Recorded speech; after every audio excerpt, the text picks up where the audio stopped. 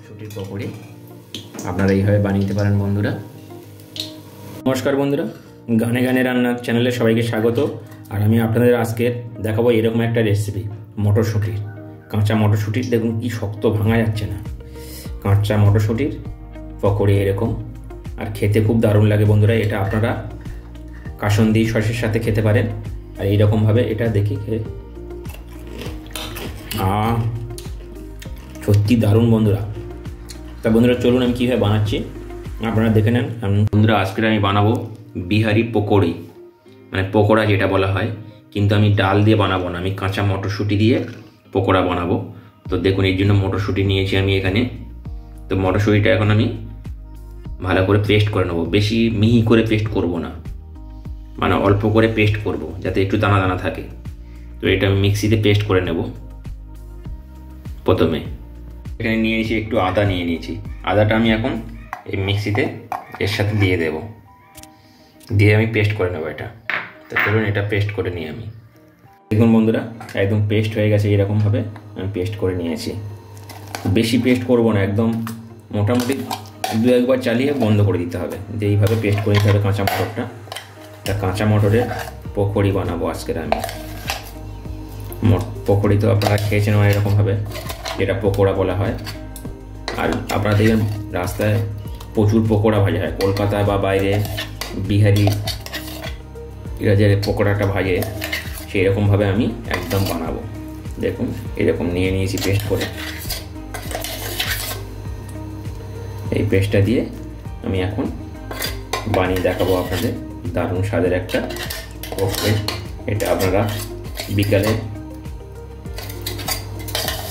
এই শীতের সময় বিকেলে আপনারা খেতে পারেন, আর খেতে খুব দারুণ লাগে এটা। বন্ধুরা আমি এখানে দেবো অল্প করে কালো জিরে দেব, একদম অল্প দিলাম।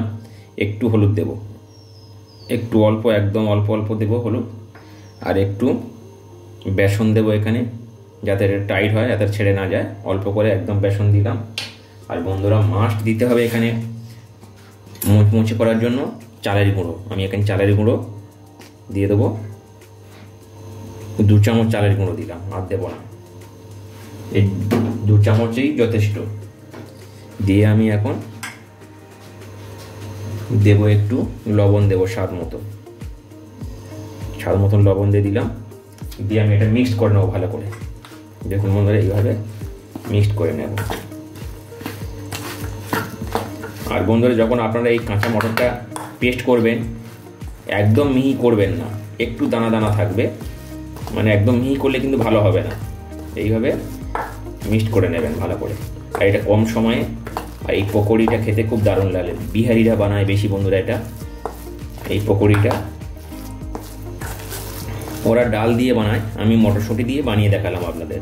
এটা একদম নতুনভাবে মটরশুঁটির, এই কাঁচা মটরশুঁটি দেখতেও দারুণ লাগবে। এটা ইউনিক, সবুজ সবুজ লাগবে, খেতেও দারুণ লাগবে। মটরশুঁটির পকোড়ি দেখুন রেডি হয়ে গেছে মাখামাটা। তো আমি এখন ভেজে নেব। চলো বন্ধুরা আমি সাদা তেল দিয়েছি কড়াতে, আর তেলটা অলরেডি গরম হয়ে গেছে। এখন আমি মটরশুঁটিটা পকোড়ির আকারে ছোট ছোট করে গোল গোল করে ভেজে নেব। ছোট ছোট করে, একদম ছোট ছোট করে ভাজবো, তাহলে খেতে খুব ভালো লাগবে। আর যখনই ভাজবেন বন্ধুরা, প্রথমে তেলটা হিট করে নেবেন, তারপরে তেলের হিটটা কমিয়ে দেবেন,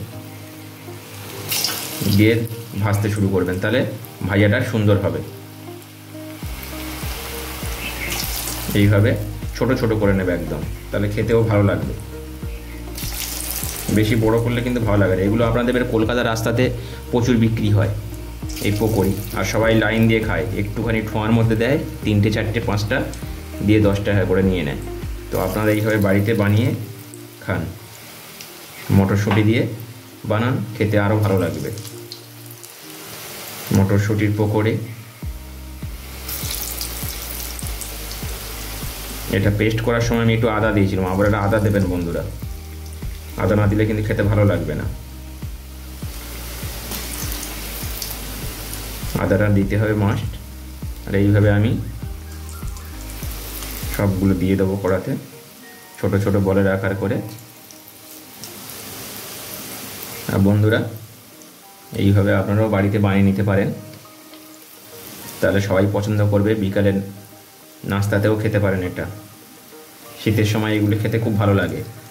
শীতের সময় অলরেডি ভাজাভুজি একটু খেতে ভালো লাগে, কিন্তু গরমের সময় আবার ভালো লাগে না।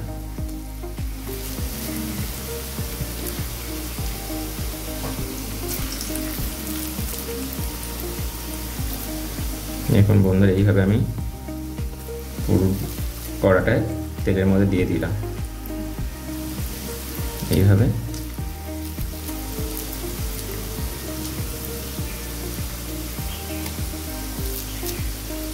আর দেখতে দেখুন কি সুন্দর একটা কালার লাগছে, দেখতে সবুজ সবুজ কালার, গ্রিন গ্রিন। আর এটা খেতে খুবই দারুণ লাগে। আপনারা এটা সসের সাথে বা কাসুন্দির সাথে খেতে পারেন। এখন আমি এটা ভালো করে ভেজে নেব। এখন আঁচটা একটু বাড়িয়ে দেব, দিয়ে ভাজবো। বন্ধুরা এক সাইড হয়ে গেছে, দেখুন এক সাইড হয়ে গেছে। আবারও এক সাইড এইভাবে আমি এক সাইড ভেজে নেব। আর বন্ধুরা এটা একদম কম হিটে আঁচে করতে হবে, কিন্তু বেশি আঁচ দিয়ে করলে কিন্তু পুড়ে যাবে। এটা একদম কম আঁচ দিয়ে ভাজতে হবে। ভাজাটা একদম সাবধানে ভাজতে হবে, কম আঁচ দিয়ে, তাহলে ভেতরটাও ভালোভাবে হবে আর বাইরেরটাও বেশি পুড়বে না। এইভাবে আবার এইভাবে সবগুলো উল্টে দিলাম আমি, মানে এক সাইড হয়ে গেছে, আবার এক সাইড আমি এইভাবে ভেজে নেব। এখন বন্ধুরা কেমন হয়েছে, একদম এরকমই হয়ে গেছে। আর আমি এখন এটা তুলে নেব। আপনারা যখন কিন্তু ভাজবেন একদম কম আঁচে ভাজবেন। মানে দেখুন একদম রেডি হয়ে গেছে মটরশুঁটির পকোড়ি। আর বন্ধুরা আপনারা চাইলে এর মধ্যে ধনেপাতা দিতে পারেন বা কাঁচা লঙ্কা দিতে পারেন। আমি একটু অন্যরকমভাবে করেছি, আপনারা চাইলে কাঁচা লঙ্কা দিয়ে দিতে পারেন। এর মধ্যে কাঁচা লঙ্কা ধনেপাতা দিতে পারেন।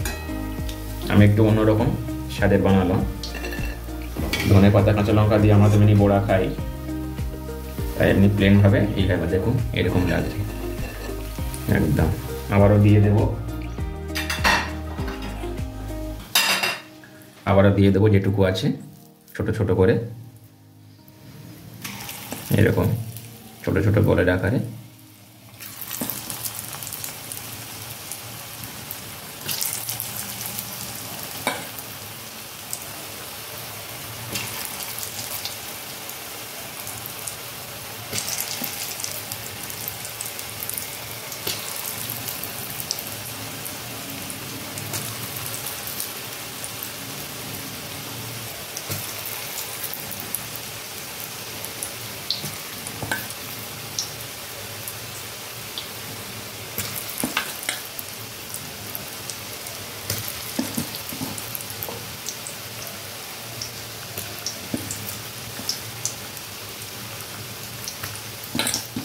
সবগুলো দিয়ে দিলাম, একদম হয়ে গেছে। এটাও সেমভাবে ভেজে নেব।